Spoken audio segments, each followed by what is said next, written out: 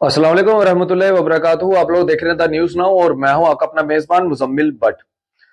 नाजरीन इकराम, अगर बात करें तो रोजाना हम सियासी गलियारे जो है, सियासी हलचल जो है आपके सामने जो है वो रोजाना रखते हैं और अखबार की क्या सुर्खियां बनी है वो आप तक जो है वो पहुंचाने का हमेशा जो है वो प्रयास करते हैं।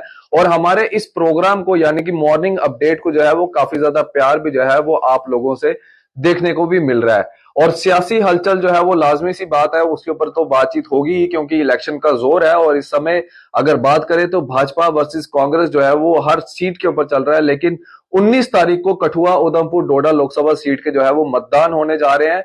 और ये बड़ी ही अहम सीट और क्रूशल सीट है क्योंकि इस सीट के ऊपर अगर बात करें तो पूरा का पूरा कैबिनेट मंत्रालय जो है वो पूरा का पूरा इस सीट के ऊपर उतार दिया गया, जिसके अंदर योगी आदित्यनाथ, उसके बाद प्राइम मिनिस्टर नरेंद्र मोदी जी, उसके बाद रक्षा मंत्री राजनाथ सिंह जी जो है यहाँ पे आए। और कल की अगर बात करें तो कल जो है वो सचिन पायलट जो थे वो कठुआ में आए थे चौधरी लाल सिंह जी के सपोर्ट में। और अगर बात करें तो इस समय अगर हम बात करें तो ये जो अभी तक जो हमारे सोर्सेज के हवाले से जो हम तक खबर पहुंची है कि कल के जो एक जन सैलाब जो देखने को मिला, जन प्यार जो देखने को मिला, वो लाल सिंह जी को जो है वो कहीं ना कहीं जो है इस इलेक्शन में जो है वो काफी ज्यादा फायदा भी पहुंचाने वाला है। और एक नई चीज जो है इस इन इलेक्शंस के अंदर जो है वो देखने को मिली। और नई चीज क्या रही कि अमूमन तौर के ऊपर जेसीबी का जो है वो इस्तेमाल किसी का आशियाना तोड़ने के लिए या किसी की दुकान तोड़ने के लिए या किसी का रेडी फड़ी तोड़ने के लिए जो है जेसीबी का इस्तेमाल किया जाता है। लेकिन कल लाल सिंह जी की रैली के अंदर जेसीबी का इस्तेमाल जो है फूल बरसाने के लिए जो है इस्तेमाल किया गया। 4 जेसीबीओं के साथ अगली पूरी की पूरी बकेट जो थी वो फूलों के साथ भरी हुई थी। और इन फूलों के चलते जो है, इन जेसीबी के चलते जो है पूरे के पूरे फूल जो है वो लाल सिंह जी के ऊपर जो है वो बरसाए गए। तो एक मैसेज भी जो है इस रैली के थ्रू जो है वो चौधरी लाल सिंह जी ने जो है वो गवर्नमेंट को जो है वो देने का प्रयास किया है कि आप जेसीबी से सिर्फ घर तोड़ सकते हैं, हम जेसीबी से और भी अलग तरीके के काम जो है वो निकलवा सकते हैं। तो चलिए जो और अगली खबर है उसके ऊपर रुख करते हैं। तो इसमें कल आप जानती हैं कि सुबह सुबह एक बड़ा ही दुखद समाचार आया है वादी कश्मीर से, जिसके अंदर जो है एक बोट के डूबने से जो है वो कई लोगों की मारे जाने की खबर है। और कई लोग अभी भी जो है वो मिसिंग जो है वो चल रहे हैं, उनकी अभी भी जो है वो ना उनका कोई आता पता चल पाया है ना कुछ। लेकिन अभी भी रेस्क्यू ऑपरेशन जो है वहां पे चलाया जा रहा है। एनडीआरएफ, एसडीआरएफ की टीम्स वहां पे मौजूद है। और आपको बता दें कि इस नाव के ऊपर जो है वो स्कूली बच्चे भी जो थे वो इस नाव के ऊपर सवार थे। और जिसके अंदर अभी तक जो हमारे जो अखबार के ऊपर जो आज की सुर्खी बनी है कि अभी तक 6 की मारे जाने की जो है वो खबर आई है, जिसके अंदर बच्चे भी जो है वो नजर आए हैं। और इस बोट जहां पे ये बोट पलटी वहां पे जो है स्कूली बैग भी जो है वो बच्चों के जो है वहां पे देखने को मिले। और कहीं ना कहीं ये एडमिनिस्ट्रेशन की जो है वो कमी है और एडमिनिस्ट्रेशन को जो है इसके बारे में जो है वो संज्ञान भी लेना चाहिए, क्योंकि काफी लंबी मांग है कि उस वो जो एक पैच है बीच में वहां पे एक पुल होना चाहिए, क्योंकि बोट के जरिए जो है एक एक किनारे से दूसरे किनारे तक जो है वो लोग जाते हैं और काफी ज्यादा रिस्क जो है वो उठाया जाता है इस बोट के जरिए। जहेलम का पानी है, जहेलम का पानी कभी भी जो है वो बढ़ सकता है, कभी भी उसका स्तर जो है वो बढ़ता है, कभी भी पानी तेज बहाव में जो है वो आ जाता है। और कल भी यही कारण रहा कि रस्सा बीच में टूटने से बोट जो है वो पलट गई और पलटने की वजह से जो है काफी लोगों की मारे जाने की जो है इसमें खबर आई, जिसके अंदर 6 लोगों की मारे जाने की खबर आई, जिसमें बच्चे भी जो है वो शामिल है।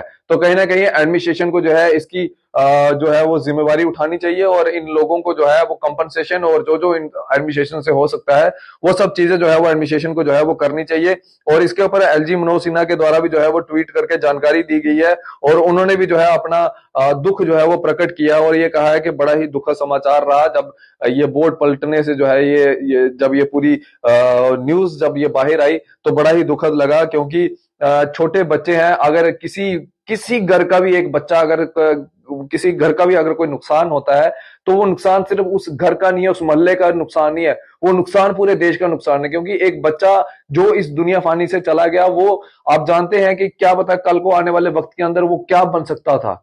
ये नुकसान जो है वो ये पूरे देश का नुकसान है। और इस ये भरपाई जो है, इस भरपाई से निकलना जो है थोड़ा सा मुश्किल रहेगा। और कई लोग तो मेरी इस बात को जो है वो नजरअंदाज कर रहे होंगे, लेकिन मैं आपको बता दूं कनाडा, अमेरिका और जो बाहरी राज्य के जो बाहरी कंट्रीज है, अगर उनकी बात करें तो वो एक जान को बचाने के लिए पूरी अपनी यथाशक्ति जो है वो लगा देते हैं, चाहे वो फिर हेलीकॉप्टर की सेवा हो, चाहे वो एयर सर्विसेज हो, चाहे वो कोई भी किस्म की कोई भी सर्विस हो, पूरी यथाशक्ति जो है उन कंट्रीज के द्वारा एक जान बचाने में लगा दी जाती है। लेकिन हमारे देश के अंदर जान की कोई कीमत नहीं। सड़क हादसे में जो है लोगों की जानें जा रही है। हालांकि आज सड़क की व्यवस्था जो है वो बहुत अच्छी हुई है, लेकिन इस अच्छी व्यवस्था के चलते भी जो है आप देखिए कितने सड़क दुर्घटनाएं जो है वो रोजाना हो रही हैं। और अगर बात करें तो ट्रैफिक पुलिस मौन दृश्य बन के जो है तमाशे जो है वो देखती है। सिर्फ उस टाइम पे बाहर आती है जब इनको टारगेट दिया जाता है कि आपने इतने चालान जो है वो करने हैं, आपने इतने चलान शाम को जो है वो पेश करने हैं। सिर्फ ट्रैफिक पुलिस चलान पे चलान, चलान पे चलान जो है वो ठोके जा रही है। और चलान भी किस तरह से कर रही है, अपने कैबिन्स के अंदर बैठी होंगी और बाहर निकलेंगे और बाहर निकलते जो है वो फोटो खींचना शुरू कर देंगी। ये काम है आजकल के पुलिस वालों का और ये काम है आजकल के ट्रैफिक पुलिस वालों का। यही काम धंधा रह गया है। लेकिन आप लोगों को रोक के उनकी गाड़ियां सीज करके उनको कभी पूछेंगे नहीं, क्योंकि जान की कोई कीमत ही नहीं है। मर रहा है कोई तो मरता रहे, तड़फ रहा है तो तड़पता रहे, किसी को कोई परवाह नहीं है।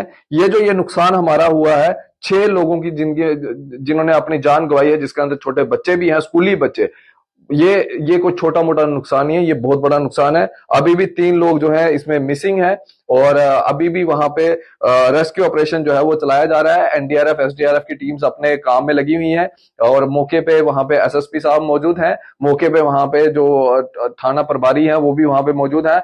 सभी अपनी यथाशक्ति वहां पे लगा रहे हैं, लेकिन बड़ा नुकसान है। इसकी भरपाई करना जो है वो काफी ज्यादा मुश्किल रहेगा।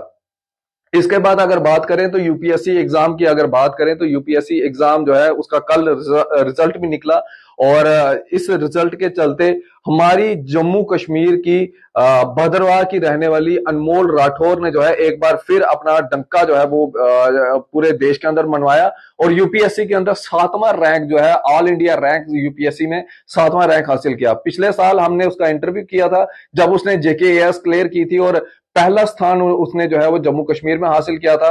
और उस समय जब हमने उससे बातचीत की थी और बातचीत में उसने ये कहा था कि मैं गरीबों की सेवा करना चाहती हूँ। शायद यही उसके अंदर जो सेवा भाव है, इसी सेवा भाव के चलते जो है इस बेटी ने जो है एक बार फिर यूपीएससी का एग्जाम जो है वो क्लियर किया। यानी कि फर्स्ट अटेम्प्ट में इस बेटी ने एग्जाम को क्लियर किया और बड़ी अच्छे तरीके से जो है क्लियर किया और 7वें पोजीशन पे आके जो है, यानी कि ऑल इंडिया रैंक में 7वें पोजीशन में आना कोई छोटी मोटी बात नहीं है। 7वें पोजीशन पे आके जो है इस बेटी ने अपने माँ बाप का अपना नाम तो रोशन किया ही किया, लेकिन साथ ही साथ अपने इलाके का, अपने पूरे राज्य का जो है वो नाम भी रोशन किया, पूरा डंका पटवाया जम्मू कश्मीर का पूरे देश के अंदर। और आपको पता ही होगा, कल भी मैंने वीडियो के अंदर ये कहा था कि अनमोल राठौर के जो पिताजी हैं वो एक बैंकर हैं और इनकी जो माता जी हैं वो एजुकेशन विभाग के अंदर कार्यरत हैं और एजुकेशन विभाग के अंदर कार्यरत होते हुए कितने बच्चों का जो है वो फ्यूचर बना रही हैं। और जो दूसरे बच्चों का फ्यूचर बनाए तो उनके बच्चों का फ्यूचर जो है वो क्यों नहीं बनेगा। दिल लगा के जो है आपको काम करना पड़ता है। जब आप ईमानदारी से काम करेंगे उसका फल ऊपर वाला जो है वो जरूर आपको जो है आपकी झोली में जो है वो जरूर डालता है। फिलहाल ये सुर्खियां जो थी वो अखबार की बनी हुई थी जो आप तक पहुंचाने का प्रयास कर रहे थे। और साथ ही साथ एक खबर और जो है अहम तरीन आई है, मैं आपको बता दूं कि गुलाम नबी आजाद के बारे में जो है एक बार फिर अफवाह उठना शुरू हो चुकी है रजौरी अनंतनाग सीट के ऊपर के रजौरी अनंतनाग सीट के ऊपर जो है गुलाम नबी आजाद शायद इलेक्शन नहीं लड़ेंगे। लेकिन अगर आपको बता दें कि मियां अल्ताफ लारवी साहब एक ऐसा नाम जो पहाड़ी कबीले के अंदर भी जो है उनको पहाड़ी कबीला भी जो है उनको मानता है और गुज्जर बकरवाल कबीला भी जो है उनको अच्छे तरीके से मानता है और काफी ज्यादा प्यार जो है रजौरी, पुंछ व अनंतनाग के लोग जो है वो मियां अल्ताफ साहब को करते हैं। एक बहुत बड़ा नाम, बहुत बड़ा चेहरा नेशनल कॉन्फ्रेंस ने जो है वो रजौरी अनंतनाग सीट से किया है। हालांकि बीच में अफवाह उड़ी थी, लेकिन उसके ऊपर मियां अल्ताफ लारवी साहब ने जो है एक वीडियो के माध्यम से जो है ये जानकारी दी थी कि मेरी अब सेहत बिल्कुल तंदुरुस्त है, मैं इलेक्शन कंटेस्ट करने के लिए बिल्कुल तैयार हूं और मैं इलेक्शन जो है वो बिल्कुल कंटेस्ट करूंगा। तो कहीं ना कहीं एक बड़ा नाम, बड़ा चेहरा मियां अल्ताफ साहब का, और इसी के चलते भाजपा के अंदर अभी तक जो है जो लिस्टें जारी की गई हैं अभी तक उस सीट के ऊपर जो है कोई भी नुमाइंदा जो है वो नहीं उतारा गया। हालांकि बात चल रही है कि रविंदर रैना जी हो सकते हैं कि उस सीट से इलेक्शन लड़ेंगे, लेकिन लगता नहीं है, क्योंकि मियां अल्ताफ साहब का नाम ही काफी है। जिस तरह से कई लोग कहते हैं कि किसी लीडर के नाम लेके कि उनका नाम ही काफी है, तो वैसे ही मियां अल्ताफ साहब का नाम ही काफी है, क्योंकि उनकी छवि ही ऐसी है कि पहाड़ी कबीला भी उनको प्यार करता है और साथ ही साथ गुज्जर बकरवाल कबीला भी उनको जो है वो काफी ज्यादा बेशुमार जो है वो प्यार करता है। सिर्फ गुज्जर बकरवाल और पहाड़ी कबीले की बात नहीं है, हिंदू मुस्लिम सिख ईसाई सब उनको जो है वो प्यार करते हैं, क्योंकि उनका नाम ही ऐसा है और उनके काम ही ऐसे हैं। और सब जानते हैं कि जब वो काम करते हैं तो हर कोई जो है वो दिल से जो है उनको प्यार करता है।